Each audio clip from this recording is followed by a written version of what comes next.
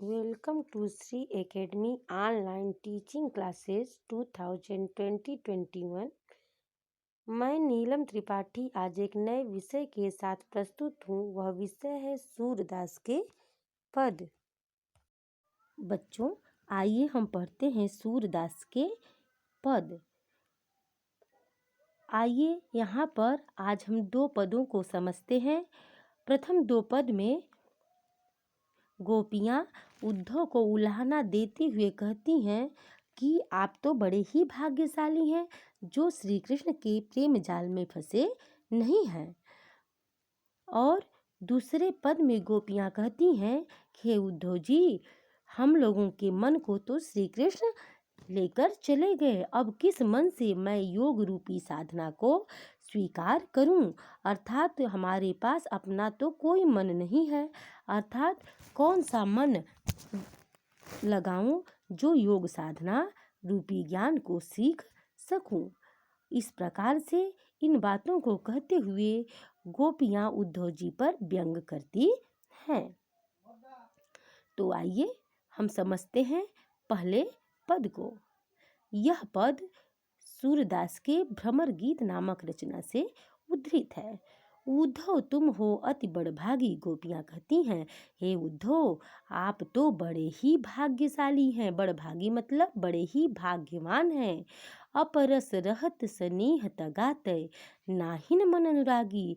अपरस मतलब बिना रस के, तगातय मतलब बंधन, और नाहिन मतलब नहीं, अनुरागी मतलब अनुराग, प्रेम। गोपियाँ कहती हैं कि हे उद्धव जी, आप श्री कृष्ण के सामीप्य में रहते हुए भी उनके बंधन में नहीं बंधे और न ही आपके मन में किसी तरह का अनुराग है, प्रेम है।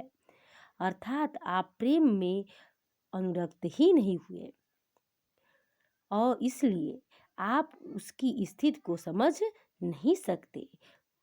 पुनः गोपियाँ कहती हैं कि हे उद्धव जी, आपकी स्थिति तो उस कमल के पत्ते के समान है जो जल के भीतर रहते हुए भी दाग रहित होती है।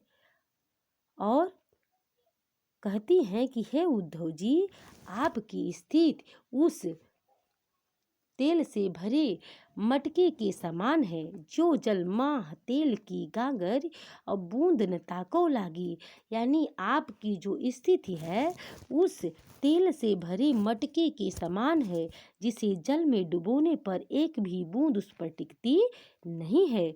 उसी तरह से आप पर भी प्रेम का एक भी स्वरूप विद्यमान नहीं है। हे उद्धव जी, पुनः गोपियाँ कहती हैं कि प्रीति नदी में पाँव न बोरियो दृष्ट न रूप परागी। प्रीति नदी यानी प्रेम रूपी नदी, पाँव मतलब पाँव, बोरियो मतलब बोरना, डालना, परागी मतलब पराई। गोपियाँ कहती हैं कि हे उद्धव जी, आपकी दृष्टि भी पराई नहीं है और न ही आप प्रेम रूपी नदी में पाँव तक डाले हैं। अर्थात आप प्रेम रूपी नदी से अवगत ही नहीं है। उसमें प्रेम का अस्तित्व जो होता है वह आपके आंतरिक मन में विद्यमान ही नहीं है और न ही आपकी दृष्टि पर आई हुई है। इसलिए हे उद्धव जी, आप उस प्रेम तत्व को समझ नहीं सकते। पुनः गोपियाँ उन पर कटाक्ष करते हुए कहती हैं कि हे उद्धव जी, हम सब तो अबलाएं हैं और भोली हैं, श्री कृष्ण के प्रेम जाल में फंस गए हैं। हम लोगों की स्थिति तो उस चींटी के समान है जो गुड़ में फंस जाने के बाद पुनः वापस नहीं निकल पाती। उसी तरह से हम सब भोली अबलाएं गोपियाँ श्री कृष्ण के प्रेम जाल में फंस गए हैं। अब पुनः निकलना भी चाहें तो निकल नहीं सकते।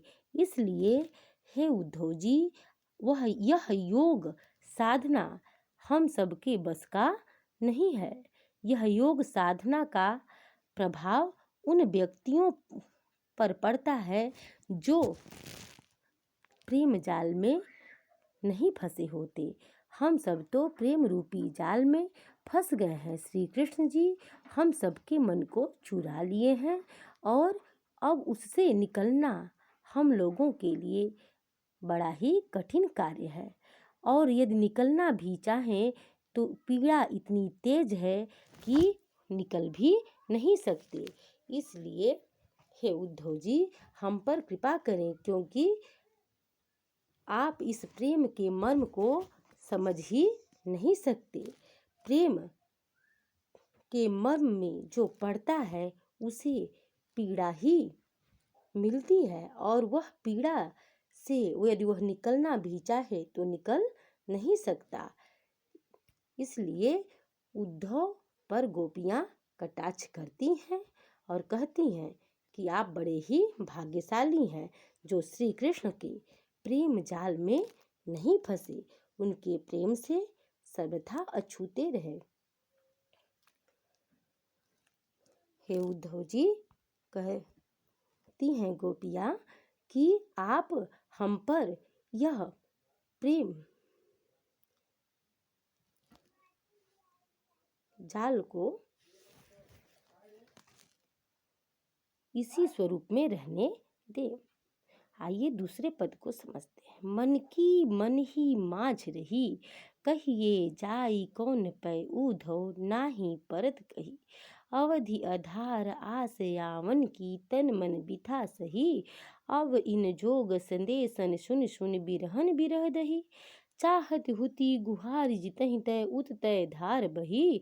असुर दास अब धीर धरहूँ, क्यों मर जादा न लही। गोपियाँ कहती हैं कि हे उद्धव जी मेरे मन की बातें तो मन में ही रह गई। हम लोगों को आशा थी कि श्री कृष्ण कुछ दिन बाद मथुरा से वापस लौटेंगे और हमारी विरह की वेदना कम हो जाएगी, लेकिन यह ऐसा नहीं हुआ। कहिए जाई कौन पे उद्धव।